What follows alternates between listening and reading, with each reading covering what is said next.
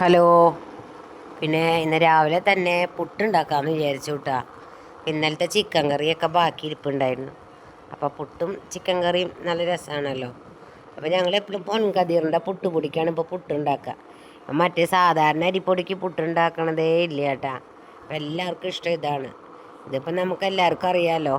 2 glass പൊടി എടുത്ത് അതിന് 2 ഗ്ലാസ് വെള്ളം ഒഴിച്ച് കുതിർത്തി നമ്മൾ നല്ലോണം കൈ കൊണ്ട് മസാജ് ചെയ്തതിന് ശേഷം പിന്നെ നല്ലോണം യോജിപ്പിച്ച് വെച്ച് കഴിഞ്ഞാൽ പുട്ട് ഓക്കെയാവും.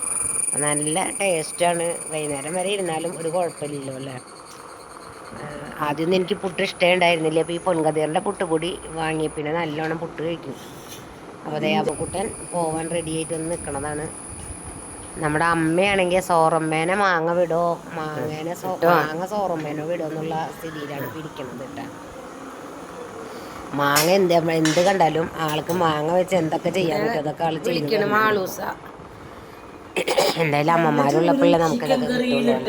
ചിക്കൻ വരട്ടി നമ്മൾ കഴിക്കാൻ പോവുകയാണ്. അവ ചായ ഉണ്ടല്ലോ എവിടെ നിന്നാണ്. അപ്പക്കുട്ടൻ്റെ 2 സ്ഥിരം ഡയലോഗൊക്കെ കാച്ചി ആള് ഫുഡ് കഴിച്ച് പോവുകയും ചെയ്തു. അപ്പോഴേക്കിൻ്റെ സോറമ്മ മാങ്ങയുടെ ബാക്കിയുള്ള പാത്രങ്ങൾ ശരിയാക്കിക്കൊണ്ടിരിക്കുകയാണ്. അപ്പോൾ അത് ശർക്കര നീരിൽ വരട്ടി വെച്ച് കഴിഞ്ഞാൽ നമുക്ക് എപ്പോൾ വേണമെങ്കിലും എടുത്ത് പഴമാങ്ങക്കറി ഉണ്ടാക്കാം. അപ്പോൾ അതിനുള്ള തയ്യാറെടുപ്പാണ്. മൊയ്തീൻ അപ്പോഴേക്കും ഫുഡ് കഴിക്കുന്നുണ്ടായിരുന്നു രാവിലെ തന്നെ വർക്ക്ഷോപ്പിൽ പോകാനായിട്ട്.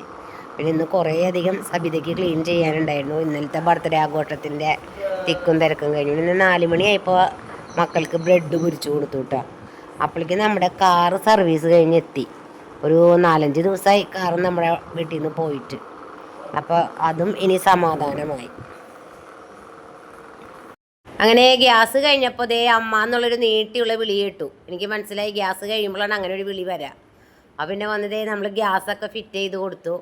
അപ്പോഴേക്കും നമ്മുടെ മാളുട്ടിയുടെ മച്ചാൻ വന്നിട്ടുണ്ടായിരുന്നു. ആ മച്ചാൻ ഇതേ ബ്രെഡ് വേഗം പൊരിച്ചു കൊടുത്ത ആൾ ചിക്കൻ കറിയൊക്കെ കൂട്ടി തട്ടുമ്പോഴേക്കും ആളുടെ പരീക്ഷണമുണ്ട്. പച്ചമാങ്ങയും പഴുത്തമാങ്ങയും കൂടി ജ്യൂസ് അടിച്ച് ഫ്രൂട്ടി പോലെ. അപ്പോൾ എൻ്റെ മോനിപ്പോൾ മാളുവിൻ്റെ ഒരു പരീക്ഷണ വസ്തുവായി. അങ്ങനെ ഇന്നത്തെ ഒരു ദിവസം അങ്ങനെ ഇങ്ങനെയും തട്ടിമുട്ടിയൊക്കെ കഴിഞ്ഞു. അപ്പോൾ രാത്രി ഫുഡ് ഇന്നലത്തെ കുഴിമന്തി വീണ്ടും ബാക്കിയുണ്ടായി. അപ്പോൾ ഐസ്ക്രീമും കൂട്ടി കഴിച്ച് ഓക്കെ ടാറ്റ ബൈ ബൈ.